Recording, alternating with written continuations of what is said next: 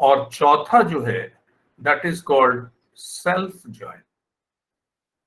Self join माने वो table को हम अपने आप से ज्वाइन करवा रहे हैं। Outer join, now what is outer join, इसको जानने के लिए हम एक चीज दिखाना चाह रहे हैं to make you understand, try to understand. If you don't ask me the question then and there, select asterisk from PMP। now यहां पे डिपार्टमेंट नंबर को एक बार गौर से देख लो। What are the department numbers? 10, 30, 10, 20, 20, 20, 20, 30, 30, 30, 20, यानी 10, 20 और 30 दिया हुआ है। Select asterisk from BEPT। यहां पे यू कैन सी 10, 20, 30, 40 दिया हुआ। तो अब जब हम दो टेबल को जोड़ते हैं, when I add two tables, तो उस समय क्या होगा कि हम जब दोनों टेबल को जोड़ेंगे तो ये 40 तो एम्प्लॉय टेबल में किसी के साथ ऐड होगा नहीं, तो ये वाला चीज हमको कभी दिखेगा ही नहीं। ये 40 वाला जो रो है ये हमको कभी नहीं दिखेगा। If I right this select asterisk, अरे रुको,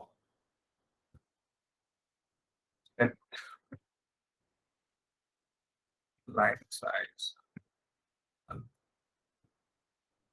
select asterisk from PMPE, comma BEPTD, where E dot BEPTNO equal to D dot DEPTN, D dot DEPTNO। ये तो जोड़ तो दिए हम, नंबर 40 कहीं पे आया नहीं आया, लेकिन हमको चाहिए था कि अगर हम जोड़ें तो वो नंबर 40 हमको दिखे। तो यानी इस टेबल को अगर हम देखें तो यानी एम्प्लॉय टेबल में नंबर 40 वाला रो नहीं है। एम्प्लॉय टेबल में नंबर 40 वाला रो नहीं है, लेकिन इसमें है। तो हमको इस केस में करना क्या होगा? Try to understand this.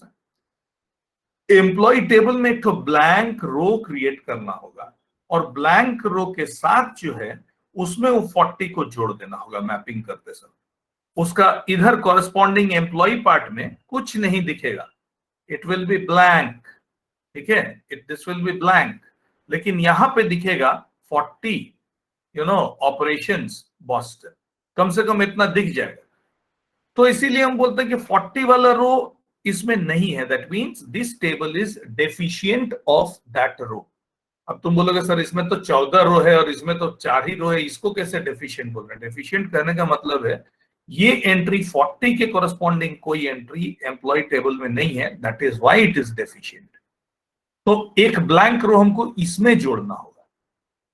अगर ऐसा होता कि एम्प्लॉय टेबल में एक आदमी का नाम होता, उसमें डिपार्टमेंट नंबर 40 दिया हुआ है, लेकिन डिपार्टमेंट टेबल में वो 40 नहीं है, तो इसका मतलब कौन सा टेबल डेफिशिएंट होता उस समय? डिपार्टमेंट टेबल डेफिशिएंट होता। तो हम लोग करते क्या है, ये ज्वाइन जब करते हैं तो जो टेबल डेफिशिएंट होता है वहां पे एक प्लस साइन का यूज करते हैं। Let me show you how. E dot department number, हम बताएं कि एम्प्लॉय टेबल जो है शॉर्ट है, तो यहां पे हम एक प्लस साइन यूज करते हैं, use a plus sign here. Okay, इसका मतलब हुआ कि add one blank row to the employ side.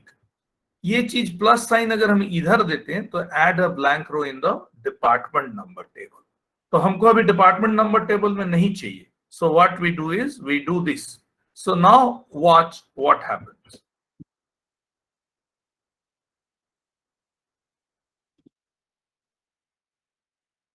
Watch this. Watch, there is a blank line below और वहां पे 40 ऑपरेशंस बॉस्टन आ गया। ये ब्लैंक लाइन बना के जो था उसको जोड़ दिया। देन यू विल से कि अच्छा सर यहाँ पे मैंने अगर 40 के अलावा यहाँ पे 50 रहता, कुछ और नाम रहता, तो वहां पे क्या 2 प्लस देते?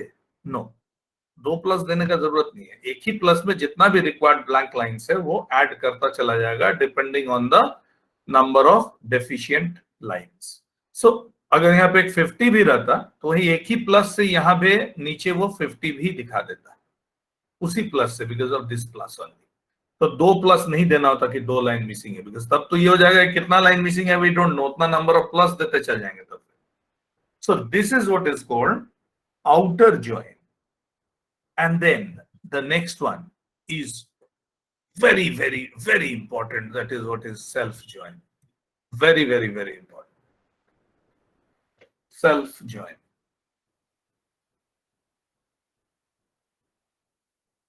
पहले इस क्वेश्चन को समझना होगा।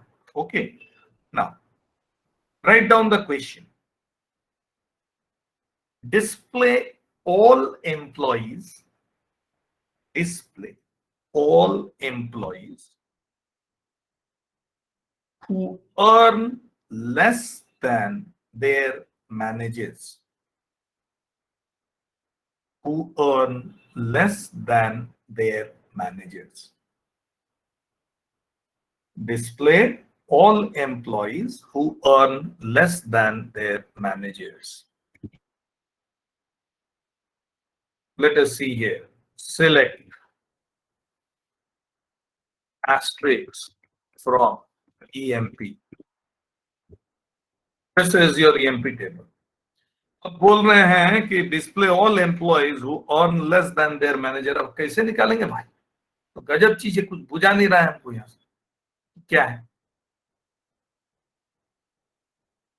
So what happens is you watch this column MGR. इस MGR से पता लग रहा है कि इसका मैनेजर कौन है। जैसे 7902 इसका फोर्ड का एम्प्लॉय नंबर, माने तुम्हारा रोल नंबर है 7902। कहने का मतलब हुआ ये क्लास है। Okay, section A B BCIT सब मिला जुला के ये तुम लोगों का रोल नंबर है और ये तुम्हारा नाम है। ठीक है, ओके। अब बोला जा रहा है कि अब इसमें देख रहे हैं ये क्लास रिप्रेजेंटेटिव, ये 3 है, जॉब 1 2 3 और 3, ये 3 है क्लास रिप्रेजेंटेटिव। लेकिन किसका है कहां से पता लगेगा? यहां से। हाउ? जैसे मान लो ले लेते हैं हम 7844 टर्नर, इसका MGR दिख रहा है 7698। तो 7698 किसका एम्प्लॉय नंबर है? ब्लेक का। ब्लेक मैनेजर है, फैक्ट है। तो ब्लेक किसका मैनेजर है? टर्नर का मैनेजर जो है वो ब्लेक है। इस टेबल से हमको ऐसे समझना पड़ता है, द टेबल MGR कॉलम का यूटिलिटी वहीं पे है। This is a bit complicated, try to understand this. James है, जेम्स का एम्प्लॉय नंबर है 7900, इसका रोल नंबर यही है, लेकिन MGR में लिखा हुआ है 7698। तो भाई 7698 कौन है? 7698 ब्लेक है। देख रहे हो मैनेजर ही है, तो मैनेजर है, लेकिन वो किसका मैनेजर है? जेम्स का। मिलर का मैनेजर कौन होगा? 7934। तो वेयर इज 7934? जी आई एम सॉरी, 7934 इसका मिलर का है 7782। तो 7782 इज क्लार्क। तो मिलर का मैनेजर जो है वो है क्लार्क। तो हमको तो अब ऐसे देखना होगा, मिलर का सैलरी कितना है? 1300। इसका मैनेजर कितना है? 7782। क्लार्क है, इसका सैलरी कितना है? 2450। यानी मिलर डेफिनेटली अपना मैनेजर से कम सैलरी मिलता है। तो ऐसे कर करके हमको खोजते रहना होगा यहां से। Do you understand the problem? हम तुमको ये सवाल पूछे, जो सवाल तुमको पूछे इसका मतलब ये है कि find all employees who earn less than their managers. तो इसके लिए ऐसा करते हैं, इस टेबल को अपने आप के साथ जोड़ते हैं, निकालते हैं कि कौन किसका मैनेजर है, वो एक जगह पे हमको दिखना चाहिए और वहां से हम खोज के निकालेंगे कि व्हाट इज किसको कम मिलता है। Let us right the query. You start writing with me. Select E dot ename, comma E dot sal, comma M dot ename, comma M dot sal from EMP E, comma